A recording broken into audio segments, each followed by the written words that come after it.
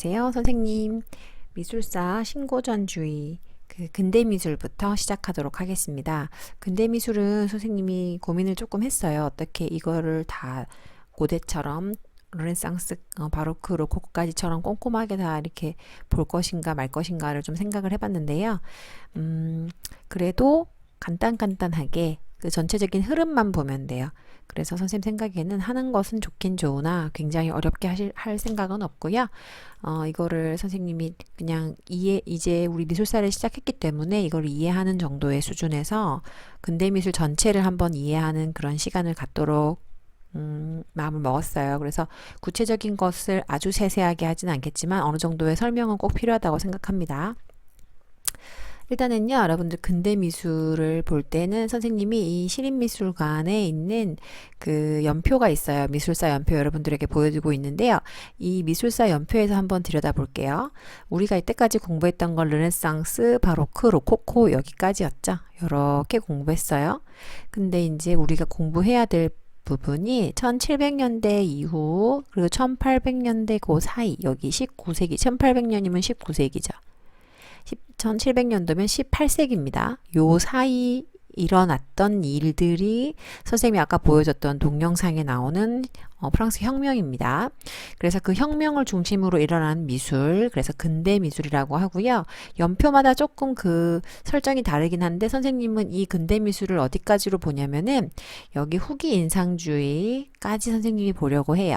후기 인상주의까지의 사조들을 좀 보고 그 다음에 1945년 이후로부터 뭐 미술 쪽으로 그리고 그쪽이 조금 더 복잡하기 때문에 입체주의라든지 미래주의, 야수주의, 표현주의 이런 굉장히 다양한 사조들이 그 각각의 유명한 화가들로부터 등장하기 시작하는 게 여기서부터예요. 이 후기 인상주의부터. 이게 왜 이렇게 돼 있냐면 여러분이 알고 있는 후기 인상주의 화가들 있잖아요. 고흐, 고갱, 여러분 드가 뭐 이런 사람들 알죠? 이 사람들이 이렇게 여러 가지의 사조를 낳게 하는데 굉장히 큰 영향력을 준 사람들이 여기 다 모여 있거든요.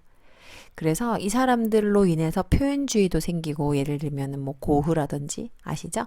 야수주의도 고흐에서 왔다는 말도 있고요. 그리고 고갱에서 왔다고 하는 말도 있고요. 마티스가 유명하죠.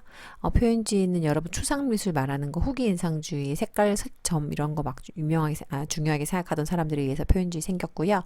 입체주의 같은 경우에서도 형태가 무너지면서 입체주의에 여러분들 알고 있는 피카소와 브라크가 생겼어요. 그래서 이 후기 인상주의를 이후로 해서는 정말 여러분들이 알고 있는 미술 사조가 더 본격적으로 일어나요. 그런데 그 사이의 미술, 바로크와 로코코 이후에 이 애매한 시기 하지만 굉장히 미술사적으로 아주 중요한 이즘이라는 게 생긴 사조라는 것이 생긴 이 시기를 근대미술이라고 선생님 할게요. 근대미술 바로크랑 로코코도 선생님 이즘 아닌가요? 바로크랑 로코코는 사회적인 현상이었어요. 바로크 미술, 로코코 미술 이런 식으로 미술도 있지만 바로크 음악, 로코코 음악, 르네상스 음악 이런 식으로 전체적인 문화적인 흐름이었고요. 미술에 국한된 것이 아니었어요. 물론 여기 근대도 마찬가지예요. 낭만주의 음악, 뭐 신고전주의 음악 이런 것들이 있지만 후기 인상주의라고 하는 미술 사조, 인상주의라고 하는 미술 사조 이런 이즘이 본격적으로 생겨났다고 할 수 있어요.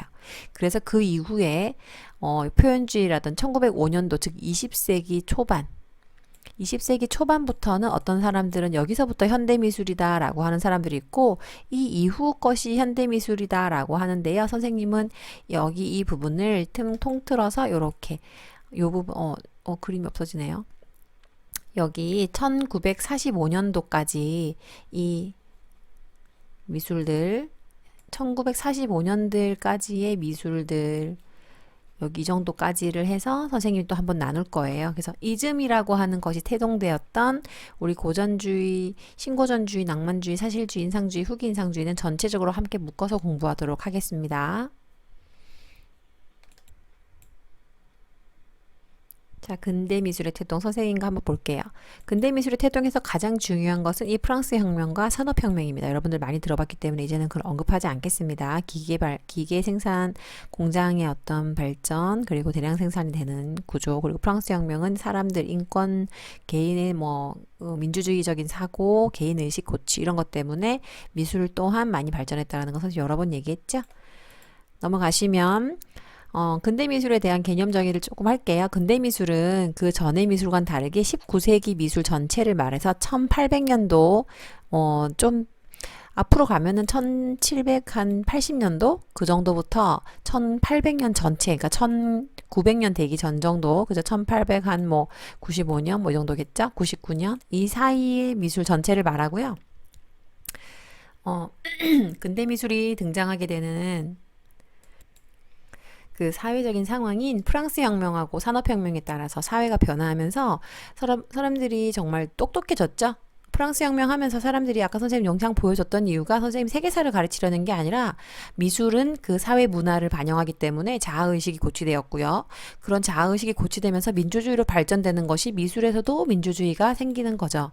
그래서 미술의 민주주의라는 건 뭘까요? 맞습니다. 작가 개인의 자기의 작품, 자기 원하는 주제를 표현하는 이즘이라는 게 탄생한 거예요. 좀 자기랑 생각이 비슷한 사람들 몇 명이 모여서 우리 그러면 어떤 미술 사조를 한번 만들어 볼까? 이런 식으로 만들어낸 거죠. 그래서 이즘이라는 미술 사조가 등장하고 작가의 순수한 창작의 자유를 존중했어요. 이게 바로 민주주의잖아요. 그렇죠? 개인을 중시하는 개인주의가 발전되어서 신고전주의하고 낭만주의라는 미술 사조가 등장했고요.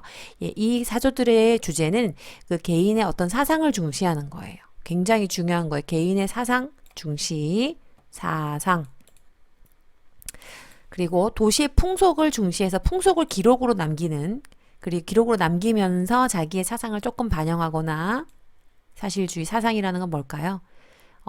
가난한 사람들 그런 계층에 대한 고발적인 마음도 있어요. 계층에 대해서 사람들 계층 잘 사는 사람들 못 사는 사람들 너무 구분돼 있다. 이 사람들을 조금 생각해봐라. 그림으로라도 알게 나는 보여줄 거야. 라고 했던 사람들.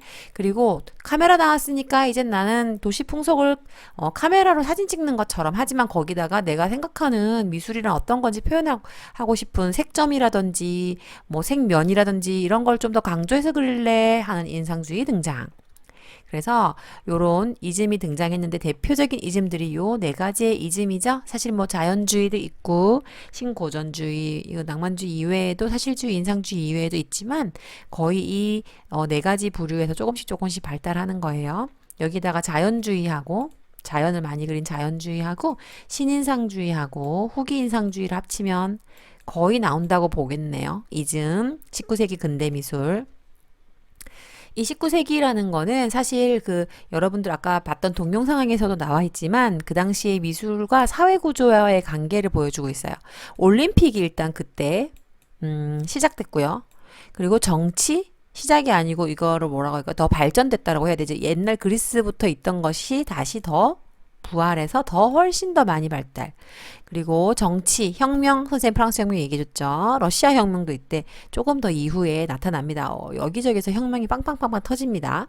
과학, 진화론, 과학자들이 이제는 다양한 뭐랄까요? 더 많은 연구들을 하게 돼요. 어떤 소속이 되어 있다기보다는 자기 개인의 연구가 시작되는 거죠.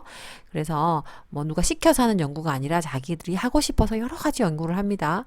선생님 과학 발명 피레침도 저번에 얘기했었죠. 전기의 발생 때문에 어떤 그 프랑스 그 유리로 된 유리궁이라든지 어떤 여러 가지 공장 뭐 제품이라든지 이런 거 철강 산업 이런 게 발달된다고 얘기했었죠. 그런 관련 철학으로서는 계몽주의, 사람들이 똑똑해지는 계몽주의. 우리가 이제 뭐랄까요? 사회의 도시인들을 계몽시켜서 이렇게 더 이상 살아가면 안 되겠구나 해서 사람들 친지식인들이 등장해요. 그래서 그 사람들 강연도 하러 다니고 사람들이 일깨워주고 뭐 그런 거죠.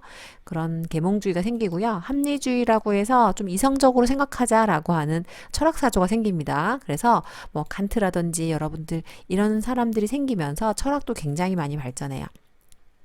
그리고 미학이라는 빈켈만이라는 사람이 선생님 옛날에 이름 들어봤을 건데 빈켈만이라는 사람이 그리스 로마의 어떤 미학에 대해서 재정의를 하면서 미학이 또 발달합니다. 그러면서 신고전주의가 또 태동합니다. 신고전주의는 고전을 갖고 오자라는 거거든요. 다 외울 필요는 없는데요. 그냥 선생님이 이 얘기를 하는 이유는 프랑스 혁명과 산업혁명과 이런 구조들에 따라서 발전되는 이런 다양한 사건들, 올림픽, 혁명, 진화론, 계몽주의, 합리주의 이런 것들이 또 다른 미술 구조를 또 만들어낸다는 거예요. 이거를 암기하라는 게 아니에요. 선생님 미술 시간에 너무 암기하는 거는 싫고요. 그냥 이런 구조들의 변화에 의해서 또 다른 사조들이 옛날에 뭐 르네상스 나오는 것처럼 또 나온다는 거죠. 미술은 항상 문화와 함께 간다는 거. 그래서 눈으로 확인된 구체적인 사실만을 주제로 다루는 그런 전체적인 특징들이 있는 사조들을 근대 미술이라고 한다라는 거를 전체적인 그림을 그려주고 선생님이 하나하나의 사조를 보여주려고 합니다. 그래서 하나하나의 사조를 다 따져가는 것보다는 이 근대 미술은 전체적으로 이것만 이해하면 신고전주의 미술은 이런 특징이 있네, 낭만주의는 약간 이렇네, 사실주의 이렇네, 인상주의 이렇네, 이렇게 사진하고 그 작품들하고 작가에 대해서 간단하게 보고 지나갈 수 있어요. 그래서 선생님이 혹시라도 평가를 하게 되면 그 사조에 대해서는 수업 시간에 한 번 더 간단하게 읊어주고 그리고 그거에 대해서 이해한 다음에 뭐 수행평가를 하든 그런 거는 할 테니까 일단 이해 한번 해주시기 바래요. 이 부분이 전반적인 근대미술의 특징이라는 건 말입니다. 네, 선생님, 여기 시립미술관 연표 다시 돌아왔습니다. 신고전주의 보시면요. 사실 이 로코코 바로크 미술, 그리고 여기 르네상스 미술 이렇게 이후에 바로 나온 게 신고전주의예요. 신고전주의 보시면요.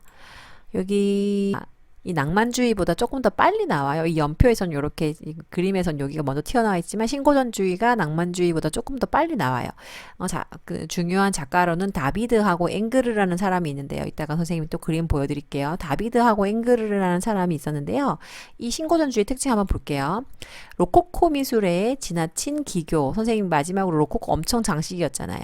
기교와 화려한 휘상성을 거부하고 고대 그리스 로마 미술로 다시 가자. 자꾸 이렇게 선생님 보니까 미술이 이렇게 왔다 갔다 하죠. 옛날 거 다시 갖고 오고 또 이거 싫으니까 또 새로운 거 창조했다가 다시 이거를 여기서 했던 거 있죠. 이거 비슷한 거 이걸 또 가져오고 또 이거 하기 싫으니까 또 딴 거 하다가 또 이거 또 갖고 오고 이런 식이죠. 그래서 미술이 약간 반복되는 유행도 흐름 탄다 그러잖아요. 그런 특징이 있습니다. 그래서 미술의 부흥을 꾀한 규범적이고 절제된 양식, 굉장히 딱딱한 작품이에요. 다양성 별로 존중하지 않는 것처럼 보여요. 그림 자체는. 합리적 이성에 기초한 어쩌고 하는데 나폴레옹 그 프랑스 혁명 시기 이후에 사람들이 이성이 바짝 차려지는 거죠. 그래서 신고전주의가 중요한 이유는 바로 프랑스 혁명 뒤에 생겼어요. 그 흐름을 틈타서.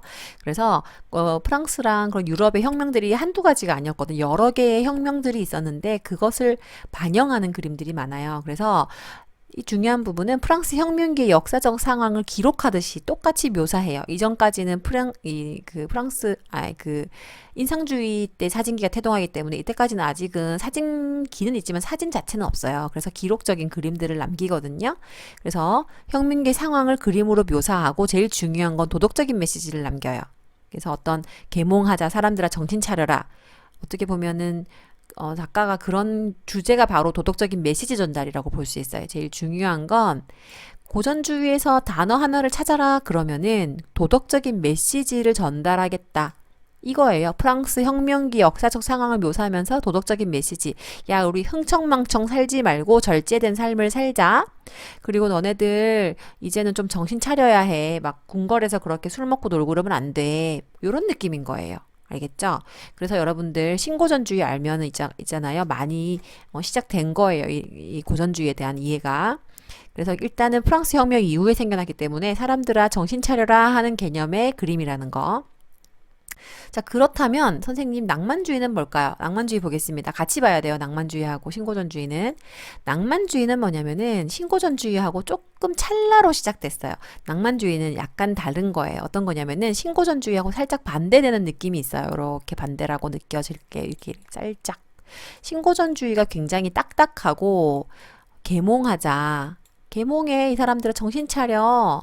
도덕성 좀 차려봐. 도덕적으로 살아. 라고 역사화처럼 기록하는 그림이었다면 똑같은 기록은 맞아요. 기록적인 느낌은 맞아요. 둘 다 기록은 맞는데 어떤 기록적인 느낌이냐면은 프랑스 혁명의 자유 이념, 그 자유의 이념 있죠. 이거는 도덕하고 계몽하고 살짝 다른 거예요. 이제 인간의 자유가 시작됐다는 거예요. 인간의 자유가 시작됐기 때문에 이런 중인들, 어떤 높은 친분들 말고 중인들의 어떤 자유가 시작됐기 때문에 관습과 규칙에서 벗어나서 상상력을 예술의 원천으로 여기자. 약간 다른데 되게 다르죠? 많이 다른 거예요, 사실은. 신고전주의는 계몽하고 도덕하자라는 주제고요. 같은 개념에서 이 사람들 약간 옛날에 부정적인 사고방식 있잖아요. 어떤 흥청망청에 대한 비판이고, 이 사람들은 개인의 자유가 억압됐었던 걸 이제 풀어주자 이런 개념인 거죠.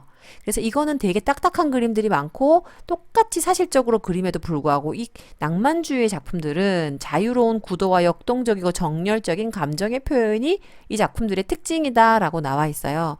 그래서 선생님이 이 사람들의 작품을 선생님 좀 보여주려고 그래요. 낭만주의라고 선생님이 이거 사실은 공부라는 건요, 선생님처럼 이 흐름만 이해하면 찾아낼 수 있어요. 그래서 선생님이 지금 그런 방식으로 한번 수업을 해보고 있는 거예요. 잠깐만 기다려 보세요. 여러분, 선생님이 네이버에 신고전주의를 클릭해서 써봤어요. 신고전주의라고 치면은 이제 신고전주의에 대해서 나옵니다. 아까도 말했잖아요. 로코코와 후기 바로크의 반발하고 어쩌고 저쩌고 나오죠. 나오는데 선생님이 아까 설명했던 거 그것만 이해하면 돼요. 너무 많은 것을 이해하려고 하면 여러분들 머리가 아픕니다. 그래서 선생님이 이 신고전주의에 대해서 그림을 한번 보여줄까 합니다. 여기 보시면 이건 낭만주의고요. 신고전주의 작품. 이미지로 들어가 볼까요? 음, 이런 거요. 나폴레옹 대관식 보이시나요? 대표적인 다비드의 작품이고요. 다비드는 신고전주의의 대표적인 화가예요. 1805년도부터 7년도에 만든 거고요. 유화, 당연히 유화겠죠. 이제 유화로 그린 거고요. 루브르 박물관에 걸어놨는데, 나폴레옹의 대관식, 뭔가 새로운 시작이라는 거 있잖아요. 그런 거를 그림으로 그렸고요. 이거를 굉장히 기록적으로 그렸기 때문에 사람들, 뭐 이렇게 구체적으로 다 이렇게 표정 같은 거, 역사적으로 이렇게, 이거 뭐야, 대관되는 그 상황 있잖아요. 그 상황을 이렇게 묘사해 놓은 거죠. 요런 것들, 신고전주의 그림입니다. 선생님이 신고전주의를 이렇게 또 클릭을 해봤습니다. 신고전주의 하고 나오죠? 질서. 이거 그냥 선생님 여기다 보이죠? 여러분들. 질서, 엄숙함, 고요함, 이상적, 그리스, 로마, 역사와 신화, 색채보다 소매선 중심, 도덕적 고양. 요게 바로 이거 딱 특징이에요. 딱 요거밖에 없어요. 이 신고전주의는 사실 더 많이 알 필요도 없고, 나폴레옹의 어떤 지금 말 타고 있는 그런 모습, 호라티우스의 맹세 뭐 이런 것도 있습니다. 그 당시에 있었던 일들. 이런 식의 그림들이에요. 보시면. 굉장히 역사적인 사실들을 그림으로 옮겨 놓은 거예요. 이렇게. 아까 봤던 작품들. 이 작품 한번 볼게요. 이 작품은 굉장히 유명하거든요. 여기 보시면 호라티우스의 맹세라고 하는 작품인데요. 신고전주의 작품에서 굉장히 유명한 작품이고요. 자크 루이 다비드라고 하는 이 사람이 그린 작품이에요. 이 작품 굉장히 유명한데요, 여러분. 마라의 죽음이라고 선생님 저번에 한번 설명했었죠. 마라의 죽음은 혁명가였어요. 이 마라라는 사람은 유명한 혁명가였는데 이 사람이 죽은 거예요. 누군가에 의해서 암살당한 거죠.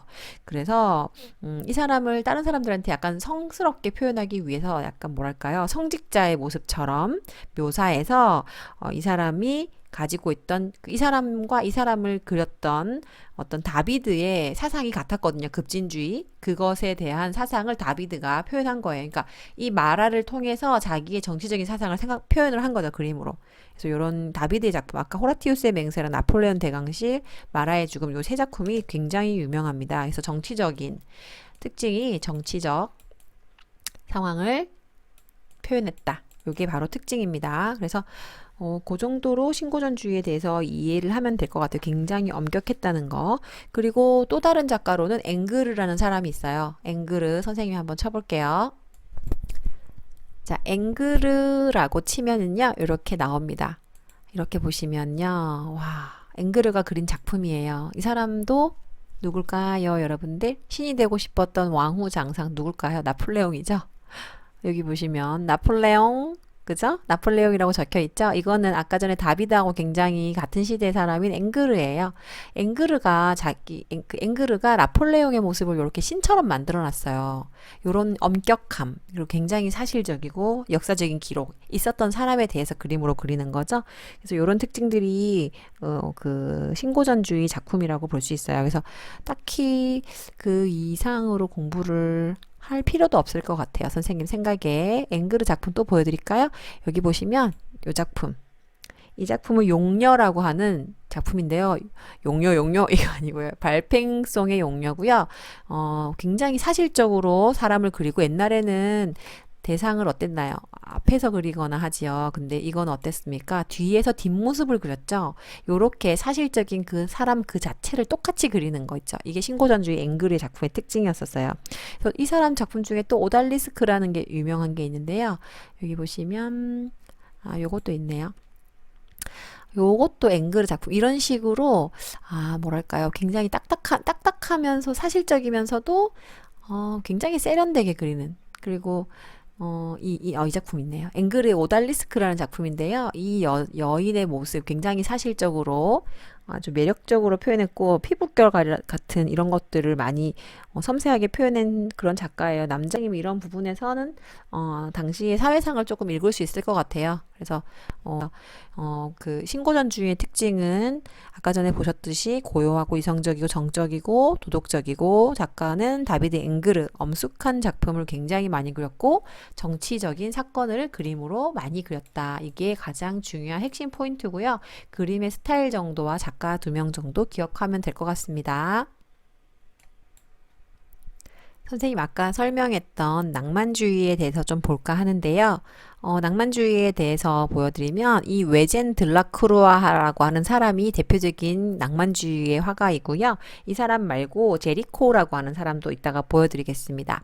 들라크루아는 이렇게 생긴 사람이고요. 아까 말했다시피 신고전주의의 딱딱함과 아주 이성적인 상태의 그림하고는 조금 더 다른 완전 그 낭만적이고 어떤 이국적이면서 초현실적이고 느낌 좋고 색채가 아주 뽀얀 느낌이고 그리고 뭐랄까요 상상력이 풍부하고 이런 아까의 그 신고전주의 작품과 형식은 비슷한데 내용 자체가 굉장히 몽글몽글한 뭔가 구름이 피어나는 것 같은 그런 느낌으로 이해하시면 될 것 같아요. 굉장히 비슷한데 주제 자체가 틀린 거, 다른 거죠. 이국적이고 전설적이고 낭만적이고 초현실적이고 감성적이고 아까 신고전주인 딱딱하고 이성적이고 기록적이고 이런 느낌인 거죠. 그래서 그렇게 기억하시면 될 것 같고요. 특징은 이 들라크루아라고 하는 사람들의 작품을 이 사람의 작품을 선생님이 대표적인 작품은 동영상으로 보여드리겠지만 여기 함께 본 작품 민중을 이끄는 자유의 여신 이렇게 나와 있어요. 이 사람 작품 보시면 민중을 이끄는 이 자유의 여신은 역사적인 사실을 기반으로 하고 있고요. 여기 있는 이 사람의 얼굴은 들라크루아 자신의 얼굴을 넣었다라고 합니다. 그래서 다양한 계층의 사람들이 이렇게 그 당시에 그 혁명을 이끌고 있는 여신과 함께 프랑스의 봉기를 들고 이렇게 뭔가 달려가듯이 나아가고 있죠. 이런 특징을 보이고요. 선생님이 이 들라크루아의 작품 뭐 이런 식으로 되게 많은데 키오스의 학살 이런 것도 있어요. 이 사람들은 전체적인 기록적인 상황을 묘사를 하는데요. 아까 신고전주의처럼 딱딱하게 하지 않고 약간 상상화처럼 그리죠. 이국적인 느낌. 약간 이 사람들은 다른 나라에서 온 것 같지 않나요?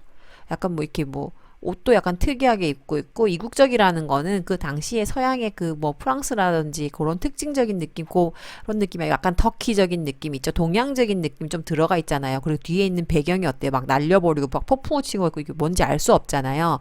아까 그런 느낌하고는 다르잖아요. 그런 특징을 보여요. 그래서 웨젠들루크루아의 키오스 섬의 학살도 굉장히 유명합니다. 선생님이 여기다가요 제리코를 한번 쳐볼게요, 여러분. 제리코를 치면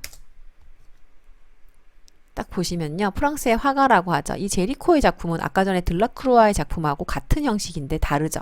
여기 보시면 메디지호의 뗏목이라고 해서 선생님이 제리코라는 사람을 검색했어요. 이 사람도 낭만주의 화가로서 굉장히 유명한 사람인데요. 들라크루아보다 나이가 한 7살 적어요. 근데 되게 빨리 저기 생을 마감하긴 하였지만 굉장히 극단적인 주제를 많이 그렸어요. 메디지호의 뗏목은 이것은 낭만주의를 알리는 작품으로서 아까 전에 보여드렸던 여러분들 민중을 이끄는 자유의 여신하고 굉장히 음, 양대산맥을 이루는 작품이에요. 일단 구도 자체가 삼각형 구도죠. 아까 그거랑 똑같죠? 삼각형 구도고요. 뒤에 보시면 근데 특징이 다른 게 똑같이 당시의 상황에 대한 사실적인 어떤 상황을 묘사는 하고 있지만 상황을 그 신고전주의처럼 똑같이 아주 딱딱하고 엄격하게 묘사하는 게 아니고 이 작품은 보시면 여기 보시면 이 작품의 특징이 메드주호의 뗏목이라고 하는데 사람들이 어떤 사건이 일어났어요. 조난 사건이 있었거든요. 이 조난 사건을 통해서 뒤에 보시면 여러분들 사람들이 읽어드릴게요. 선원과 승객들이 뗏목을 만들어 탈 수밖에 이게 그 좌초가 된 거죠. 그래가지고 대피를 하다가 죽은 사람들도 있고요. 기아와 탈수 식인의 생지옥이 됐어요. 그래서 선생님도 이 얘기를 들었는데요. 여기 있는 사람들 보시면 나중에 죽은 사람들을 인육으로 먹기도 하고 지금 다 죽어 있죠. 이런 사람들을 잘라서 먹기도 하고 해서 굉장히 그 큰 사건이었던 걸로 선생님도 들었습니다. 선생님의 선생님한테. 그래서 그 당시의 상황을 기록하고 있고요. 낭만주의의 그 아까 들라크루아가 그린 그 민중을 이끄는 자유의 여신은 그 혁명을 이끄는 아주 희망적인 느낌으로 앞에 사람들이 서 있었고 그렇잖아요. 하지만 이 작품은 어때요? 그 뗏목 사건에 있었던 배후의 슬픈 얘기들과 아주 잔인한 사건들을 이렇게 뒷모습을 통해서 많이 상징화시키죠. 그래서 굉장히 표현을 조금 더 낭만적이라고 하면 굉장히 괴기스러운 느낌과 상상적인 느낌이 좀 많이 들어갔죠. 그래서 이게 바로 낭만주의의 특징이라고 여러분들이 이해하시면 될 것 같아요. 그래서 선생님이 정리를 하면 요 블로그에서 나와 있는 굉장히 잘 쓰신 글이 있어서 데스키 블로그님의 글을 보겠습니다. 신고전주의, 낭만주의. 선생님이 이거를 뭐 완벽한 사실이라고 말할 수는 없지만 굉장히 많이 정리가 잘 돼 있습니다. 신고전주의와 낭만주의 비교를 하면요. 신고전주의가 일어났던 배경에 대해서 조금 나와 있어요.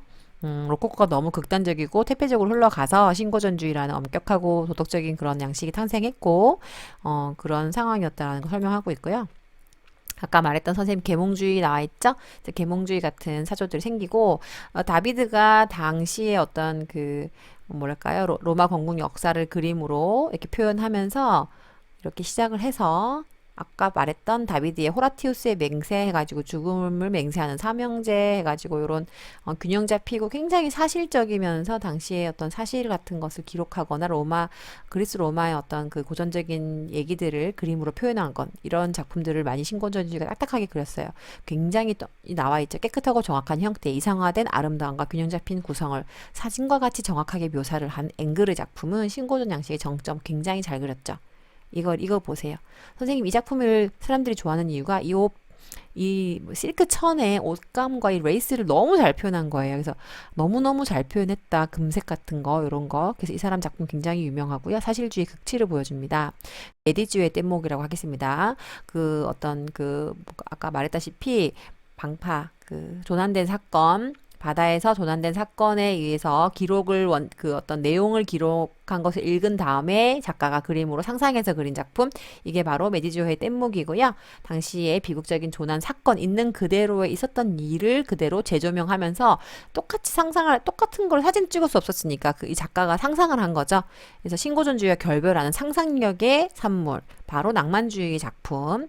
그리고 이것을 바탕으로 또 비슷한 작품이 나왔는데요. 들라크루아라는 사람이 개인의 감정과 열정과 주관을 표현하면서 조금 더 희망적인 그림을 그렸는데 민중을 이끄는 자유의 여신이라고 해서 뭐랄까요? 그 자유를 상징하는 여신이 있고 그 주변에 당시의 그 현실 어떤 서민이라든지 중인 계층 그들의 모습 그대로를 담고 있는 이 그림. 이 사람은 앞면을 그림으로써 희망적으로 나아가자라고 얘기를 하고 있는 거고요. 이 사람은 뒷면을 보여주면서 역사적인 사건에서 이런 일이 있었는데 너무 슬펐다라고 하면서 보여주도 둘 다 굉장히 안정적인 구조를 취하고 있네요.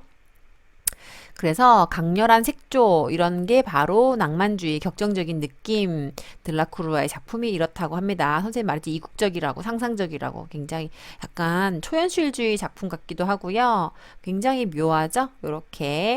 요런 작품 나중에 자연주의 설명 아직 안 했는데 자연주의 컨스터블 나오고요. 터너 나오고요. 풍경화를 그린 사람들이 나오기 시작합니다. 이게 바로 자연주의의 그 작품이고요. 자연주의는 나중에 인상주의를 갖고 오게 합니다. 그래서 똑같이 묘사할 필요가 없어. 이제 카메라 나왔으니까 이러면서 이제 인상주의가 나오는 거예요. 그래서 이 컨스터블이 풍경화를 정말 이렇게 잘 그렸어요. 풍경화 독립적으로. 인물을 중시한 게 아니고 주제가 풍경 자체가 주제가 된 작품을 자연주의라고 합니다. 그래서 요런 사실적인 작품들이 조금씩 변해서 이렇게 좀 추상적으로 변해가요. 터너가 어떻게 뿌연 이 대기의 느낌을 표현하죠. 그래서 이제는 그 자연 나무라든지 구름이라든지 이 자체를 표현하는 게 아니라 그 대기의 느낌 있죠. 그런 느낌을 표현하기 시작하다가 어떻게 되나요? 나중에 뭘로 빠진다? 그렇죠. 색채의 점, 면 같은 이렇게 뿌연 느낌의 색 같은 걸로 대상을 바라보기 시작하다가 이후에 발생하는 것이 인상주의가 되는 거예요. 그래서 이런 흐름이 있는 거예요. 알겠죠? 신고전에 대한 대립으로 나온 것이 낭만.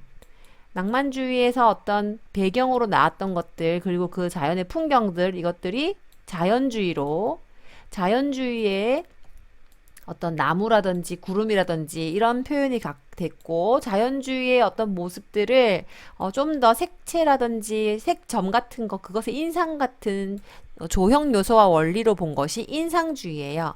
선생님, 그러면 사실주의는 뭔가요? 사실주의는 뭐냐면요. 사실주의는 인상주의하고 비슷하지만 어떻게 다르냐면요. 인상주의는 어떤 풍경을 색점으로 표현하는 그렇게 생각했잖아요. 신고전주의는 당시 계층에 대한 고발적인 느낌이 강해요. 계층 고발. 도시화에 따른 계층의 어떤 불쌍한 사람들도 많더라. 그리고 사람들이 좀 약간 안 됐더라. 이런 거를 고발하는 것처럼 당시에 있는 그대로의 사실을 이 신고전이나 낭만처럼 그려냈죠. 그 특징이 약간 다른데요. 인상주의하고 조금 다르지만 주제는 같아요. 당시에 있는 상황을 그대로 보고 그리자. 대신 인상주의는 회화적인 느낌, 조형 요소를 보고 그리자. 나는 어떤 고발 같은 거에 관심이 없다. 조형 요소 중에 나는 색점 가지고 할 거다. 그래? 사실주의는 그러면은 나는 당시의 상황을 너처럼 조형적인 거를 보다는 내용을 중요할 거다. 어떻게? 거기에 살고 있었던 당시의 사람들의 모습을 조금 어떻게 해학적이거나 좀 안 됐게 그렇게 그려보자. 그래서 그림을 그리는 거죠. 사실주의는 조금 이따 보여드리겠습니다. 네, 선생님이 여러분들 지금 근대미술을 하고 있으면서 바르비정파라고 선생님이 클릭했어요. 선생님 바르비정 몇 번 얘기했죠. 바르비정파가 뭐냐면은 자연주의하고 굉장히 비슷한, 그리고 자연주의랑 비슷하다고 할 수 있으면서도 굉장히 다른 그런 특징을 보이는 화파인데요. 여기 보시면 파리 근교에 어디선가 활동했던 그 풍경 화가들, 그 바르비종 동네에서 활동했던 그 화가들을 지칭하는 거고요. 루소, 코로, 밀레, 도비니 뭐 이런 사람이 있대요. 이 대표적인 작가로는 코로, 루소, 밀레 정도가 있겠네요. 그래서 이 사람들은 날씨에 대한 관심이 많았던 게 나중에 자연주의에게도 영향을 주고 받았던 것 같아요. 그래서 태양광선에 따라서 미묘하게 변하는 친근한 풍경을 포착했고, 여기서 뭐가 나왔겠어요? 여러분들 다 알고 있죠? 네, 맞습니다. 인상주의 나왔고요. 밀레는 자연과 어우러져 일상적인 노동에 전념하는 농부나 목자를 주로 이게 주제로 삼았는데, 어떤 사람은 이걸 사실주의적인 입장에서 뭐라고 하냐면은 그 사람들을 되게 그 사람들이 가난한 삶을 그림으로 담고 있어서 굉장히 사실주의적이고 사회 비판적이라고 얘기하는데, 또 어떤 사람들은 그렇지 않다. 그 사람들의 목가적인 풍경을 표현했다. 그래서 굉장히 고즈넉한 분위기, 편안한 분위기를 표현했다라고 해서 비판하지 않고 그건 자연주의적이다라고 얘기하기도 해요. 의견이 두 가지로 나뉘어 있습니다. 그래서 여러분들 보면은 사실주의와 인상주의로 넘어가는 가교 역할을 했다. 어떤 면에서는 맞아요. 아까 말했다시피 날씨에 따라 미묘하게 변화하는 그것을 그리는 것은 인상주의로, 그리고 사람에 대한 어떤 비판적인 그 당시 계층에 대한 비판적인 특징을 갖고 있다라고 하는 건 사실주의로 이렇게 왔기 때문에 이 바르비종파를 선생님이 중요하게 생각합니다. 그래서 바르비종파가 무엇인지 한번 꼭 짚어주고 싶었고요. 그들의 그림 한번 볼게요. 그림 보시면 바르비종파 해가지고 요렇게 여기 보시면 이런 그림들, 그리고 여러분들 잘 알고 있는 밀레 작품들, 요런 작품들 여러분들 알고 있죠? 만종. 그리고 또 뭐가 있을까요? 만종 말고도 밀레 작품을 여러분들 많이 알고 있을 거예요. 그쵸? 근데 그런 것들이 바로 그 여러분이 알고 있는 작품들이고요. 그리고 그 바르비 정팔 말고 독일의 풍경화가로서 굉장히 유명한 사람이 있는데 이 사람도 좀 보여주고 싶었어요. 초자연적이고 낭만적인 풍경화를 그린 사람이고요. 이 사람의 이름은 프리드리히라고 하는 사람이에요. 1774년 정도에 태어났죠. 근데 이 사람 보시면 이렇게 생겼어요. 이렇게 생겼는데 이 사람이 그린 그림 보여드릴게요. 선생님이 이 그림을 보면 어때요? 아직은 여러분들이 인상주의가 태동하기 전이지만 인상주의를 거의 이제 바로 인상주의가 나올 것 같지 않나요? 이 사람 하나 있죠? 초자연적인 현상. 이 사람 약간 신비주의적인 그림을 많이 그렸거든요. 이런 작품 바닷가의 수도사. 사람은 작게 그리고 풍경은 굉장히 크게 그리면서 그 느낌만 이렇게 표현하는 그런 작품 되게 많이 만들었어요. 그래서 선생님이 여러분들한테 꼭 보여드리고 싶었고 이렇게 북극해라고 이 사람이 그렸는데 이런 거. 이런 식으로 좀 이게 사실은 아름답다고 할 수도 없는 이런 그림들을 굉장히 특이하죠. 이 사람 그렸어요. 사진처럼 남긴 것 같아. 이 사람 뭔가 좀 신비주의적이고 뭔가 예술적인 추상 미술을 지금 현대 미술을 한다고 할 수 있을 정도로 굉장히 북극 모습을 이렇게 그리고 이런 사람이에요. 그래서 이 사람 독일의 풍경화가로서 굉장히 유명한 사람이었습니다. 여러분, 그리고 또 사실주의를 선생님이 한 번 더 검색해 봤어요. 사실주의는 객관적인 사물을 있는 그대로 정확하게 재현하려는 태도라고 얘기를 하는데요. 태도 자체를 사실주의라고 얘기를 하는데, 왜요? 신기하죠? 사실주의에 누가 나오나요? 밀레 만종. 나오죠. 이삭 줍는 사람들. 왜 그러냐면, 아까 선생님 말했다시피 자연주의를 사실주의로 보는 사람들이 또 시선이 있어요. 그래서 그렇고, 이 사람의 대표적인 작품은 뭐냐면요. 이거예요. 돌 깨는 사람들. 그리고 여러분들 알고 있는 도미의 3등 열차라고 있죠. 보세요. 도시 노동자와 농민들을 포함한 당대 인물들 그리고 눈에 보이는 그대로의 자연과 사물을 담기게 이게 제일 중요한 거예요. 사실주의에서 제일 중요한 말이에요. 돌을 깨고 있는 노동자의 모습을 그림으로 그려서 사람들의 얼굴이 중요한 건 아니잖아요. 옛날에는 그 사람이 얼굴이 나오게 어떠나요? 얼굴 안 보이죠? 노동자가 노동하고 있는 그 자체를 그린 거예요. 돌 깨는 그 사람들 자체를 그린 거죠. 그리고 밀레 만종도 사실주의 작품이라고 하는데 이 이삭축기 작품도 보시면 하나하나 이삭 하나하나 이거 없어갖고 뭐 먹을 게 없어가지고 이거 하나라도 주워서 먹고 살아야 된다는 어떤 그 당시 노동자들이나 농부들의 그 힘든 삶에 대해서 고발하고 있다라고 얘기하기도 하고 또 도미의 선생님 말했다시피 3등 열차 나오죠. 요런 작품들. 그래서 요게 바로 리얼리즘이다라고 얘기를 해요. 그래서 이런 식의 그 작품들, 이 다른 나라 리얼리즘이에요. 유럽 이외의 뭐 영국이라든지 미국. 그래서 이런 것들을 이 작품 굉장히 중요한데요. 꾸르베 씨 안녕하세요 라고 하는 만남이라고 하는 작품인데요. 이 사람 보시면은 꾸르베 씨고요. 꾸르베 씨하고 만난 사람들은 누굴까요? 자기의 모습은 뒤통수를 이렇게 그리면서 옆으로 보이면서 자기 자신을 굉장히 당당하게 표현했어요. 후원자임에도 불구하고 나는 당당하다 이런 느낌으로 자기는 지금 지저분하게 등산하고 오는 길이지만 나는 당당하다 뭐 이런 느낌 있잖아요. 그래서 이런 거 뭔가 자기 자신을 화가로서라기보다는 후원자 앞에서 당당한 모습을 보이는 사람으로 보여주고 싶어 했던 거. 그런 느낌으로 자화상을 표현했네요. 그래서 이런 작품. 그리고 또 선생님 되게 중요하게 생각하는 꾸르베 씨 작품이 있어요. 어디 갔나요? 네, 여기 보시면 꾸르베의 작품은 정말 많아요. 여기 보세요. 여기 이렇게 많은데요. 너무나도 잘 그린 작품인데 이 그림 굉장히 유명해요. 꾸르베 자신이 자기의 화실 내부를 그렸는데요. 화가로서 7년 생활 요약된 작품 뭐라고? 참된 은유. 이 작품 보시면 빈부 계층을 딱 그림으로 하나 딱 나눠놨어요. 어떻게? 여기 보시면 여기를 중심으로 어때요? 여기를 중심으로 이쪽은 굉장히 가난한 사람들, 이쪽은 굉장히 돈 많은 사람들. 완전히 갈라놓고 자기는 어때요? 가운데 있는 사람. 어떤 당시의 계층을 기록하는 그런 목적을 가지고 있으면서도 자신이 어떤 그 그림의 중앙에 있으면서도 뭔가 자기를 위대하게 표현하면서도 어떤 느낌인지 알겠나요? 자기는 이 계층도 저 계층도 아니고 이 계층을 기록하는 사람으로서의 중립자적인 모습을 표현하고 있고요.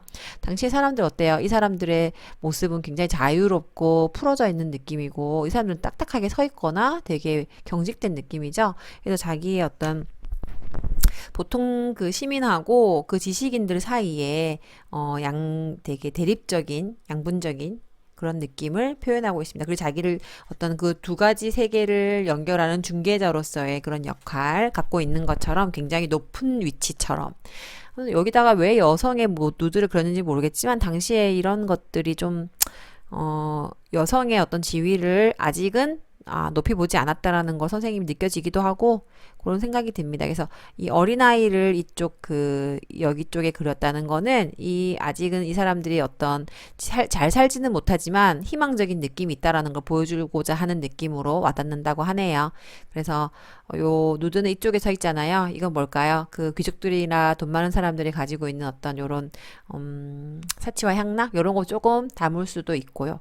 약간 해석하는 사람들 따라 다르지만 그렇게 표현합니다. 이 아이가 저쪽으로 가 있는 건 아니잖아요. 그러니까 이런 반대적인 느낌을 그렇게 해석하는 사람들도 굉장히 많습니다. 그래서 여러분들 여기 사실주의 작가 꾸르베 작품이었고요. 선생님이 저번에 도미의 작품은 여러분들한테 보여줬을 거예요. 그래서 굳이 선생님이 도미의 작품은 보여드리지 않겠습니다. 이렇게까지가 여러분들이 알고 있는 대부분의 인상주의, 신인상주의, 그리고 후기인상주의를 뺀 근대 미술 다 설명해 드렸고요. 인상주의부터 그 세 가지 사조는 다음 시간에 하도록 하겠습니다.